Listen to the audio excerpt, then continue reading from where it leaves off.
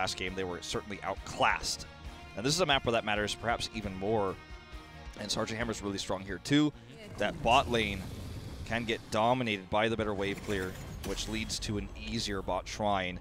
The solo lane, of course, is equally as important, and globals can kind of help either lane out. And I'm surprised we didn't see Dahaka in the last game. Tempest draft didn't really require it, but we'll see if he makes it in this one, as I think he's even strong on this map because of his ability to squat, as I like to call it, on the shrines. Yep, that's right. And Tempest did use Modern Life on Tyrael for this map twice, I believe. And what they basically did with the, even though Mighty was the one that took Falstad away, they had the global, and when Tempest did not. But with that wave clear, having that pressure on all lanes, that actually kind of canceled that global presence, because if Falstad leaves the lane when he's alone, then he's going to lose the XP. That kind of like blocked the globals from happening, and Tempest made the right choice to do so.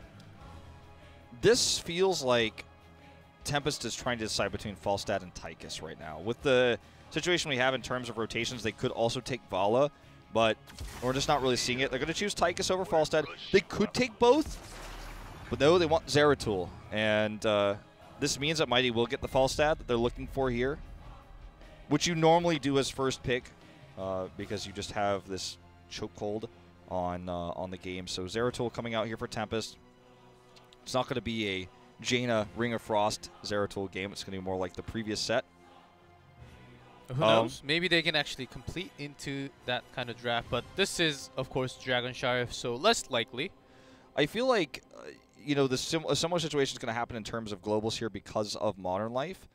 Modern Life's going to play Zeratul again, which means that Dahaka is kind of out of the picture. If Mighty can realize this, I think they take Falstad here like 100%, because it gives them that control of the globals. It wasn't enough to win the game for them last time. In fact, they kind of got out-rotated by Modern Life's Zeratul.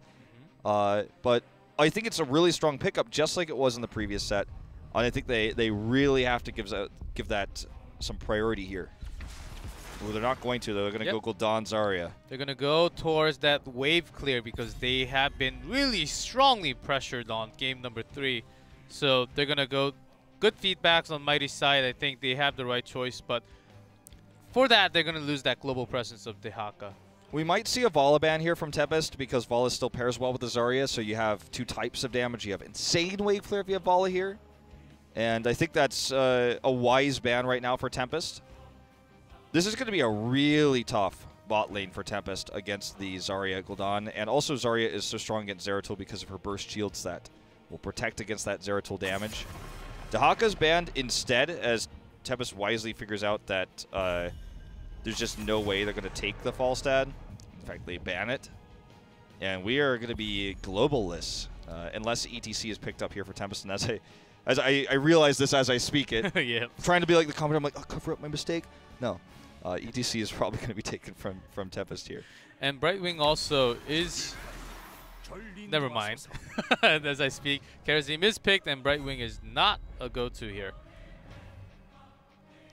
Looks like Merryday and the top supporter is high. The Merryday Sword really favoring Karazim over all the other supports right now because that mobility that Karazim has with the Iron Fist, and also Palm to just save if anyone is caught or anyone is dead in the front line or back line. It's just so powerful. Completely agree with that one. It's pretty obvious. The question is, what do they bring with this as their 5th pick?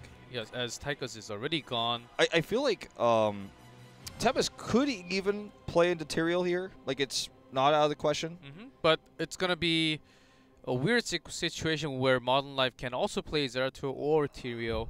That's what makes it less likely, right? The same with the Dahaka, which is part of why they ban it. And Mighty there can either just go Muradin to have a stronger front line, as Tempest already has Tychus, so she can probably melt down on that Zarya, but they're going to go with Johanna and Thrall instead. No interest in Vala either. So it's solo Gul'dan in terms of range damage. No secondary auto attacker. Yeah, Zarya is quite powerful. And Zarya is very powerful. Zarya can empower Thrall, so Thrall kind of has 2 supports and the shields that will be provided there. And a Joanna pickup is also to blind Tychus and 0-2 and Karazim if possible. And ETC and anyone else who auto attacks. I'm like everyone except Medivh and like Raven form. Like, but yeah, I mean obviously the most powerful gets Tychus and Zeratul. Yeah, Tempest if they want to. I know in usual draft they may actually finish it with Li Ming or even a stronger front line. Duck can play Tyrael, and he has played it before in certain situations in the past. We had 2 tanks with Tyrael, even back in summer season, so he could be the Tyrael player here. But it's going to be Li Ming, which means this is going to be most likely a Duck Tychus, as we saw before, Li Ming being played by Lockdown. Modern Life gets that Zeratul. I like the draft of Tempest much more because I feel like they have more well-rounded damage and that Zeratul threat. Yeah, that is true, as they had their own players' comfortable picks on themselves, and Mighty also do, but they changed up a bit of a style. Let's see if Tempest can actually close this series with a win on the 4th game, or Mighty will be the one bringing this series back to 2-2. Let's jump into Dragonshire.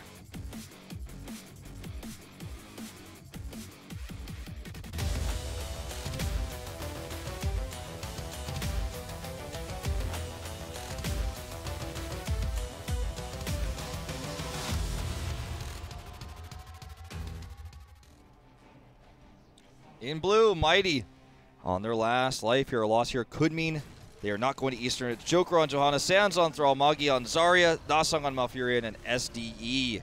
Solo Mage Gul'dan. And Tempest looking to take the series. Hide on Karazim, Duck on Tychus, Lockdown on Li Ming, Sign on ETC, Modern Life on 0-2. Going to see this level 1 exchange here. Obviously going to be better in 3-4 Tempest because they have ETC. And notice how Sign always goes to the bottom and looks for a chance to come around the side. See? Yep. He always does that. That's one of the things that Sign always does so well. It's and his Mighty, trademark. And Mighty is in a good position to not get caught with that. I mean, he wants to make sure that his power slide cannot be avoided because it cannot be seen. Mighty plays conservatively though, and this is being about an even exchange. Maybe a little bit of a lead for Tempest, just ever so slightly.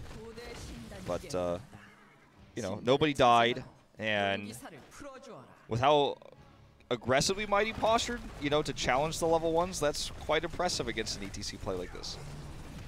Yep, and top lane Thrall against 0-2. That's going to be a tough matchup there. Okay, notice what Tempest does here. This is something that Mighty failed to do, especially in Game 1, is they have ETC, right? Tempest, when they were doing their swap lanes even in the previous set, I was talking about this, oh, they don't have ETC, they don't have anyone to pressure this. They pressure mid, bully solo Johanna, and then rotate back as Mighty naturally pushes and threaten them with the ETC power slide. He doesn't even have to power slide. The fact that he exists alone is enough pressure to make them back off in lane and not get more free damage, while they also get some damage of their own with that rotation to the mid. They're just rotating faster. They're not missing any EXP here. And normally, like on the opposite situation, if Tempest has that Zarya, they would have had one of the towers down by now, but Tempest just knows how to deal with this early game Zarya so well. Using Sign. Again, easy power sliding? No. But the fact that he literally exists and stands there means that they cannot posture the way they'd like to. Yep, and having Johanna in the mid lane can actually wave clear pretty fast and try to push so that Tempest would be losing EXP, but Sign just catching up all that EXP, and it looks like Joker may be caught here as Joker is going lower and lower. Good juke on that power slide. Oh, look at this! They might actually get him. Oh, Solo was waiting for that grenade. They don't get him though, and here's a route on to Hide. He will just narrowly escape. This is definitely a better exchange for Mighty. The Dragon Knight is channeled. That'll change very soon here.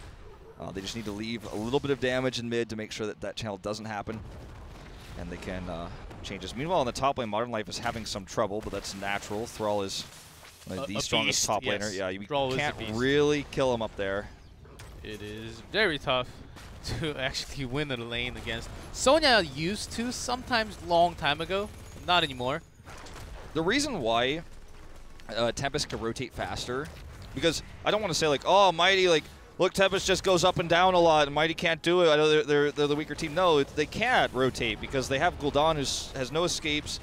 They have slow healing with Malfurion, and they don't have ETC. ETC makes it safe. He is the danger. He's the one that's gonna say, okay, yeah, I'm here, so you guys can go back and forth. Whereas Mighty is like, oh god, I want to relieve that pressure for Johanna, but ETC's out there. You know, it's tough to rotate. It's a little bit tough. Can you hang on there, Joker? Speaking of Joker, he's gonna get ganked here. Steps way over the boundary line here, and no call out from the top lane. 100%. Sands should have known he was gone and should have called that out. It wasn't just Sands. Sign coming in from the bottom. There was this perfect slide, perfect power slide right into Joker. Could have used that D a little bit later to block that CC, but there was just too much damage for itself. I mean, the rotations are swift, and Mighty is doing whatever they can to hold on here, but a lead in terms of lane pushing right now goes to Tempest, and that alone will get them the first Dragon Knight, 4 minutes, 15 seconds. And look at this, the lead they have means no ammo on either mid or bot turrets. Okay, I take it back, the bot does have ammo. But the lane was pushed, right? So they have the ability to get this mid lane easily, then rotate bot. Sands should get out here. In fact, Joker's gonna come up. There's no one else here though, so Sign will be fine. No pun or no rhyme intended. And if Sign actually went in an inch more on the tower and get rooted from Brawl, Joker would have picked up the kill over there. And Duck Dug is just clearing the bot wall. He's not really getting harassed or damaged anything. He's using the best as he can do with that first DK. Ooh, Sands in trouble here. Not a body block there by Sign, unfortunately. Modern Life getting some extra damage from those turrets, but almost a kill there. But good juke there by Sands. Yeah, now this is a good chance for Mighty to actually turn things around. They have the push. They have Zarya, Gul'dan, and Malfurion. Yeah, and they saw ETC on the top lane, so they can do this with confidence. With Joker, ETC does come around the side. Sign does join the fight now. The turrets being out of ammo here on the side of Tempest means that they can be a little bit more aggressive too, and keep this lane pushed to actually start doing some more structural damage. Moggy's super low. He's got a lot of energy. Doesn't want to turn around though. Now he's going to start doing some little extra poke with all the energy he's got with his grenades. Lockdown. If he eats one more grenade, dies. But he does get away there. That was a close call. Tempest still maintains the lead. They didn't lose anybody, and they kept the towers alive. That juicy EXP that Mighty wants so badly to catch up in terms of getting level 10. They just are unable to reach. Faster rotation back up top for Sands. But if he pushes the lane too hard, he might find himself ganked again. Watch Sign in this next rotation where he goes here. Yep, that's the part of ETC, and now ETC can also have that global presence with stage dive. Let's see if they actually chooses to, because there is Boy Prison available to connect with Mosh if they want to. They're definitely going to hide it at the stage. Same with Li Ming, Disintegrate and Wave of Force. There's actually arguments for both on Li Ming. Disintegrate the better one in this case. And we normally see in most regions, it's like the flow chart for Wave of Force and Li Ming is, do they have ETC? Yes, okay, Wave. Otherwise, Disintegrate. Disintegrate going to help them get this kill here, but the Horrify locks Sign in. There's the pair there. Joker with a Blessed Shield to try to lock him in, but the Palm was amazing here, but the Sundering may be too much. Hyde is keeping everybody alive. The Void Prison goes down. What did I just watch? Somebody clip that. This is even more incredible than the Merry Day. The fact that Tempest together was able to get out with nobody dying. That was absolutely just insane combo and teamwork and everything just perfect. Somebody pinch me. Am I dreaming? Is this real life? I will pinch you. Pinch me. Do it. Do it. Real life pinch. Ouch. Okay, I guess this is real. Yes, it is real, and Mighty really great thundering coming off from the side, but Tempest just on. Just perfectly done, and Gul'dan maybe just caught here, but shielded for the moment, and Hyde just actually goes over with that dash. They didn't lose anybody, but they lost enough health that they all had to kind of back off for a little bit, which allows Mighty to take this Dragon Knight. And they're only a little bit down in EXP. They're going to get this mid wall down very quickly. They're also pushing bot with that Zarya, so a lot of pressure this time, and it might even be a stronger Dragon Knight here at 8 minutes now for Mighty. that we saw from Tempest previously, if they can get a fort. That could have been so much worse for Tempest, but not losing anyone, of course, helps into the team fight later on. But Mighty's going to have this strong push as DK is still having that push on the mid lane. Tychus goes to threaten the Dragon Knight for the moment. Well, Dragon Knight, 20 seconds to go, going to get one more wave here in mid. Considers going top, looks like he will eventually. And that's where he's going to end up anyways because he's the top laner here. So a good choice, but Tempest is going to take this opportunity to use ETC's pressure ability to look for a pick here. Mighty has his number though, and again, we've got a close game on our hands here, G-Clef. Yeah, and Mighty also can rotate as well as Tempest because stage dive was not taken. They can press that advantage into it. And Sign he's going really aggressive, just using that Mosh just to catch one and putting himself in the danger. I'm pretty amazed that he's actually has changed his style of playing. He almost looks like Konkona today. He does, but you look a lot cleaner when if you compare the two players, Hyde and Darvish. Right now, Hyde just seems to be the better support. He seems to be better at making sure that these plays are, they look risky, they seem a bit crazy, but Hyde's like, well, if it works out, it does, and you're in good position to try this. If they try to punish you, I've got your back. As essentially the exchange. We talked about this earlier in this best of 5, and it just continues to hold true. And I think, as crazy as it looks sometimes what Sign's doing, I feel like if he continues to play like this, he will get better at it, and it's just a terrifying thought in general. That was a great drone here, actually, to reveal Zeratul. They were trying to get the stun off of him. If a Blessed Shield went off there, it could have been disastrous. Lockdown does get a lot of damage from that corruption, so is forced back just for a while. And Thrall just joins the fight from the top. As top lane is pushing the top 4, so Mighty, all they have to do is just stall time if they want to. They can even contest for this camp, and it looks like they are not going to. Yeah, it's Fel Gul'dan, and he's got a ton of wave clear, and they're just continuing to pressure and poke. They have better siege, and that's a lot of extra EXP. It's a lot of extra structural damage. The rotation down as well from Sands there could have been an amazing sundering. Tempest, though, very aware of this. Good positioning to make sure that doesn't happen. Yeah, fighting in near that camp is a bad idea for Tempest, especially when there's a brawl with Sundering. We saw that happening against MVP Miracle, which Tempest took the advantage of, and they basically took the win, and that Sundering just changed everything. We might see that happening today. Maybe Tempest will not let that happen. Just as you saw, they just ran away from the camp after just taking it.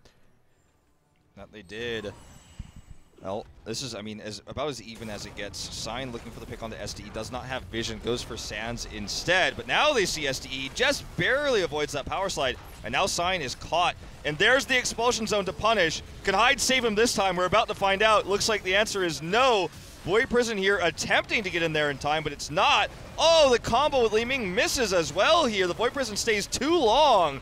And Mighty is going to win this fight. Duck's got to back off. Oh, so much damage could have been hit there with that orb, especially if that Void Prison had just expired a little bit faster. If he had canceled it just 1 frame faster, almost, it feels like. Yep, also Duck is nearly taken out as he is rooted, but Palm is almost denied, but does connect at the end. Still, they get the Palm. In general, that's a decent-sized cooldown, and they're going to get a Dragon Knight off of this as well.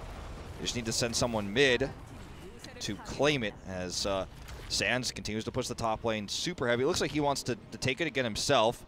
Mighty really defended well, and that expulsion zone just to zone out Sign from going back to his teammate. He was alone, and especially with Mosh, he can't really do anything other than just stall time. You talked about this already, Sign's playing super aggressive today, and when you don't get that stun, you don't get that pick, you're out in no man's land. You're going to get punished. It's unusual. He barely goes in way too aggressive, and Tempest is actually going to take in all the way, try to look for kills, but it is actually Modern Life 3-man Big Mosh coming in with that DK. It is actually Tempest turning around this team fight. The lack of damage from Thrall and also the lack of a Sundering here makes this so difficult right now for Mighty to team fight with. Sundering could have turned this around, but with the resets here for Lockdown, that fight just kind of got a little bit out of control. The mosh pit was the key, though, and even with the ice block there, he was like, oh, I don't want to get out of the ice block. I'm just going to get my mosh pit anyways. So, well-placed mosh pit there. We talked about how the mosh pit right now is less effective generally, yeah, especially less on this map. Compared to like season 3 or season 2 of last year, where like mosh pit was the biggest thing in team fight, always like 1,000 eyes just looking for a mosh pit, but not anymore as stage dive came in, and also just this meta just has so much CCs to cancel that mosh pit too. But when Sundering is in Dragon Knight, so they don't have that, there's that going for them as well. And hold that thought, as Sands is going to get taken out here. Does get the Sundering off, the expulsion zone here too, and the Horrify. Doesn't even matter that he got blown up. It looks like this is going to be a fight for Mighty as Zeratul gets aggro. He aggroes the fort there, loses attack speed. Lockdown wants to 1v1 Magi. It's not going to happen. I wanted to talk about how Mosh Pit can work in situations like that and make it look really strong, but before that could even happen, Tempest tried to go for another big play, and Mighty totally blew them up there. The Sunderings this game from Sands have been really, really good. They lost the last team fight because he was in the Dragon Knight potentially there. This time he was ready to go. And this is not the PTR patch, this is the live patch, and PTR actually has that updated Thrall. Even if Thrall dies during that channeling motion of his Thundering, Thundering does go off with that new PTR patch, but this is before, so he actually used it timely before he went down. That changed a lot of things, and he survived for a long time. Nasang taking care of him, healing at the last moment was the big key. He's had a few Sunderings that have hit 3-4 members, and even if you're taking a 4v5 fight, because one of your members were killed right away, as we saw in that last fight, the big burst there. When you have 4 in stuns, it's no longer a 4v5 because 4 people just aren't doing anything. They're stuck in that Sundering. They're isolated, oftentimes depending on the positioning there. So one person gets knocked in and stunned, and you blow them up, then it becomes a 4v4, and you do so much damage, especially when you've got Gul'dan to stack that damage on top of the big stunned targets that are in a choke point. The fight changes very rapidly, to say the least. Yep, and with that lead, Mighty's going to rotate all the way down. Looks like they're going to go all the way in to pressure the bottom lane. They have 3 of Tempest members. They have to hearth back if they want to protect this keep. Yep, they are going to. All from the top lane, but it's taken them so long to rotate down without a global, without stage dive. Going to lose this keep wall. Double camp here, even being healed, which is a big tip actually, newer players, if you want to keep the push going, heal your Siege Giants with Malfurion especially. It does quite a lot of healing. Keep them healthy, make this push stronger. If they get the keep, they're going to get 20. Even getting the cannon tower is going to help them get closer. I think they should be able to get the keep. They have so much siege with Thrall and Gul'dan, and Joker's positioning here making this a lot easier. Sign's looking for the mosh. He's looking for it, but look at the dodge here. Going to try to pair it with the Void Prison now. Can he make this work?